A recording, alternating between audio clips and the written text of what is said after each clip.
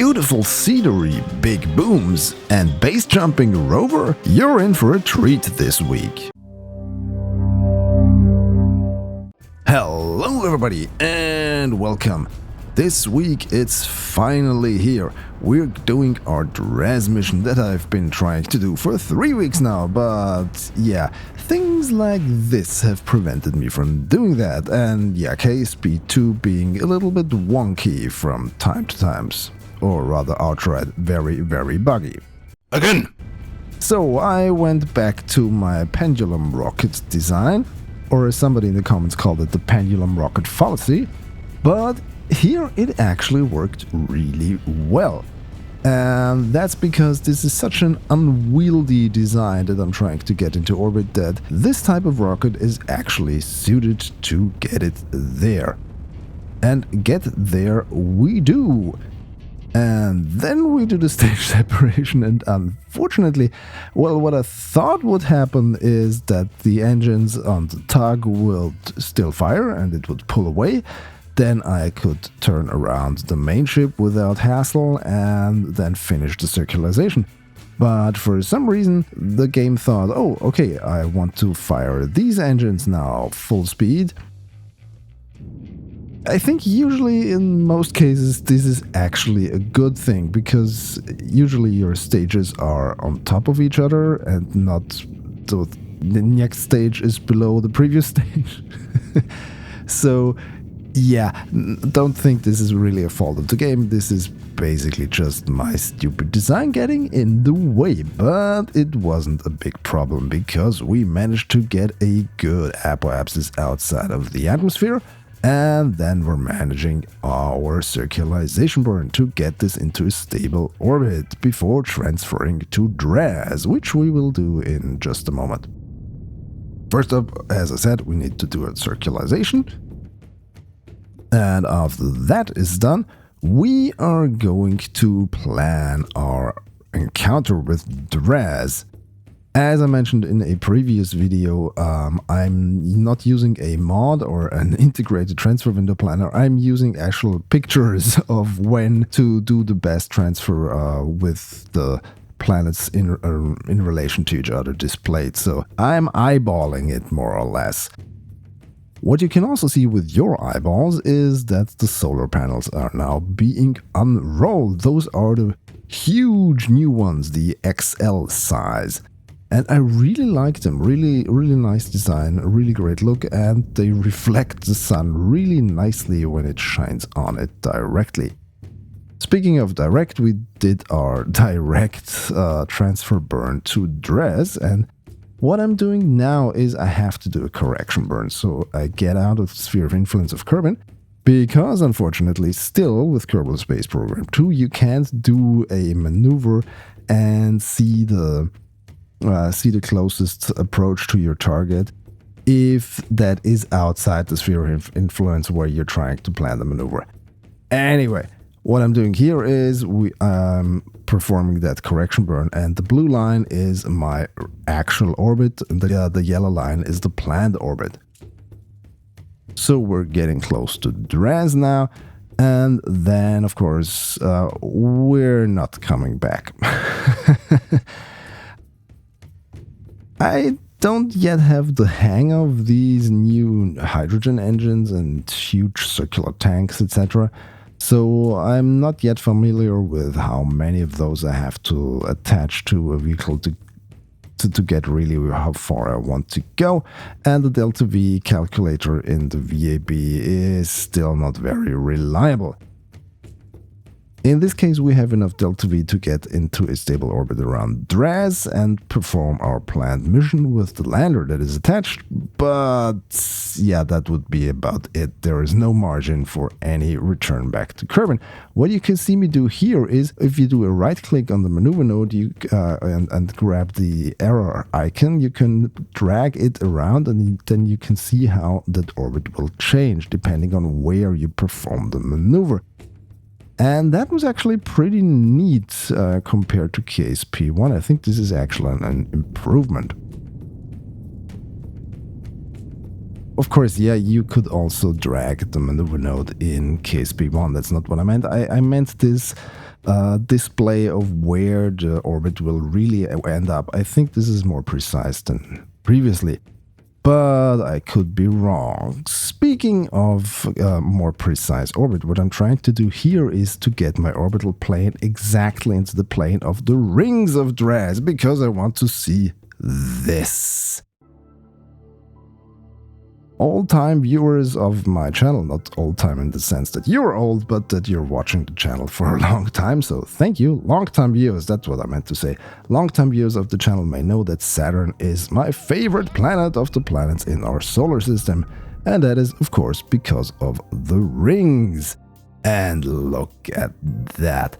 As soon as we kind of get right into the plane of those rings, we get these particle effects that fortunately don't destroy our spaceship, because all of these shards of rock and ice would surely shred our little cruiser into tiny bits and pieces of metal. But as it stands now, we can just enjoy the scenery. I mean, look at that. There was this in-joke in Kerbal Space Program 1 that Dres does not exist, because it's so unremarkable, except for the canyon, of course. So Dres got really beautified compared to the original game. And the rings are a big part of that. I really like rings. If you've watched my Invictus miniseries, where I went to all the planets in the solar system in Kerbal Space Program 1 and then to the outer planets of the Outer Planets mod, you will also have noticed that I really liked the ringed gas giant Sarnas, the Saturn analog there. And what we have here is one of our Kerbals getting out and enjoying the view and getting smashed with ice and dust and particles of the ring. But it doesn't matter because they don't hurt us, and that's a good thing in this case. It's not realistic, of course, but I prefer it actually in this case. Usually I'm all for realism, but here I prefer driving or gliding through those rings and enjoying the view than being torn to pieces. Alright, time to get our lander onto the surface and... again. Well, that didn't work out.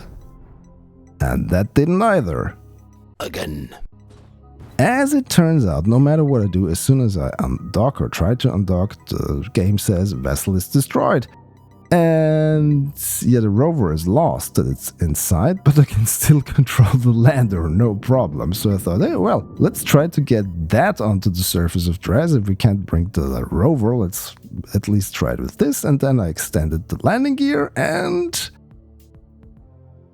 yeah. Again. Alright, we can see here now the landing gear extended and there is a rover inside. How is that possible, you might ask? Well, I cheated. Well, not really, because the game started cheating on me because it threw some weird bugs and destroyed my vessel without any of my wrongdoing, so I decided, well, I just fly this with unlimited fuel to Dres without the mothership. And that's what I did. So that's how we ended up here, because I really want to show you what's inside. Come on! Alright, no, I'm not doing that again, because I already did it so many times and I finally want to get this over with. So here's what we're going to do. We're just going to ditch the lander, and since we don't have a way to get back because there's no mothership now, we're just going to drop that rover onto Dres and be done with it and finally have that mission sort of completed. Alright, little rover, here we are. Time to go. Goodbye. And giving it a little bit of a kick so it moves out of the way. We can see one of the landing legs tumbling in the background towards the canyon. Will it land directly inside? Might be, or rather not. Yeah, I don't think so. It will land on a little bit on the side. Anyways, luckily I brought some engines for that rover because I had a particular idea I wanted to do, which I will do. But in this case it really came in handy for landing this thing without a lander. And also with infinite fuel still turned on. I forgot to turn it off after the landing, to be honest. After the recent patch, the first patch for Kerbal Space Program 2, the rover wheels acted a bit better, at least in this case, compared to what I experienced previous to that patch. Yeah, but there's still the problem that either you have torque turned on, and then you can't really use the wheels, because if you press forward, then the rover will tilt forward, or you don't, and then you can't control your motion. And whoa, here we go. We're jumping across the canyon. That's why I brought the engines. I wanted to do like a stunt by jumping across the canyon on Dres. And I forgot to turn the engines off in time, so what I actually did was get into some kind of suborbital flight that I didn't want to go into, but instead I just did some nice stunts with it. And then I decided to, well, since I was already way past the big canyon, let's head into the smaller one actually. And this here is going to be sort of a weird mix of stunt show and trench run. You know the scene from the original Star Wars movie at the end of the Death Star? Yeah. We're going to do a trench run on Dres, sort of, with a rover that looks like a hot rod, with unlimited fuel. Yeah, it's bonkers, but this is Kerbal, so deal with it. Alright, heading into the other direction. I want to go to the exit and then turn left and go into the big canyon and do the same thing just in the other direction, and then we'll be done with it. Speeding things up so you don't have to suffer through me always correcting my trajectory so I don't crash into the walls of that canyon here. Because honestly at that point I didn't really remember when I did the last save. So, and relying on the autosave is not always the best thing, because you never know when it will do that. Okay, but we're outside of that canyon. It was, as I said, the smaller one, but now we're heading into the big boy. The main canyon of Dres, the big scar on the surface of this planet. And here again I sped things up a little bit, so we have some more enjoyment, at least in the short term. And that rover was quite maneuverable with a few reaction wheels, and yeah, as I said, thanks to the infinite fuel I did not have any problem. Well, this was a problem, because this really messed up my view and my ability to control the vehicle, because I was distracted. And then, of course, inevitably, this happened. Yep.